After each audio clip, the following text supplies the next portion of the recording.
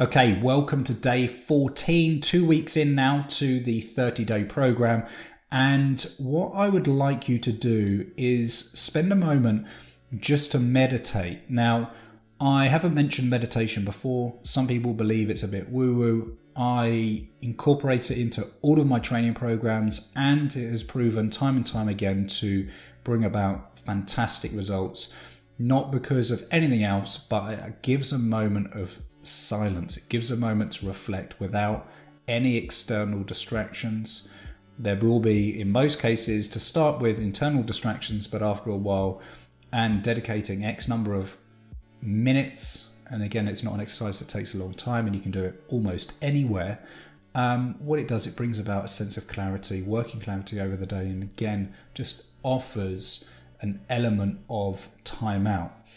But I want you to start by meditating for the next 10-15 minutes, perhaps pause the audio, and then think about afterwards, once you've created a clear amount of space in the mind where you will be an added sense of clarity. I want you to think about what you've been conditioned to do and why.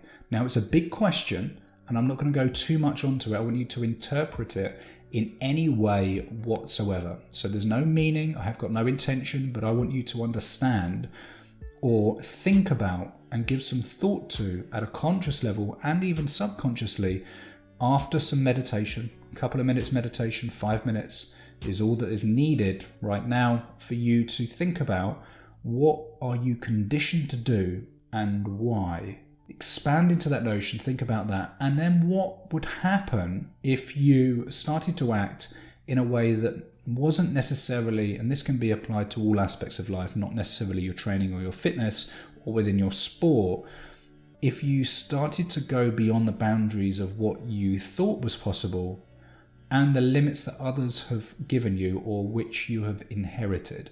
So what limits have you put on yourself? What have you been conditioned to do and why? And what actually happens when you start to remove those boundaries, those limitations that you've accepted in the past? Because again, you have accepted them, otherwise there wouldn't be limits to you. And then what happens when you go beyond those? What that world might look like, what actions, what more you might achieve, and perhaps where you might go next with that train of thought. So that's it today, week 2. I want you to think about what you're conditioned to do and why. What happens when you go beyond those limits, those boundaries of those conditions, and perhaps what happens to your world and the choices that you make over the next 7 to 10 days.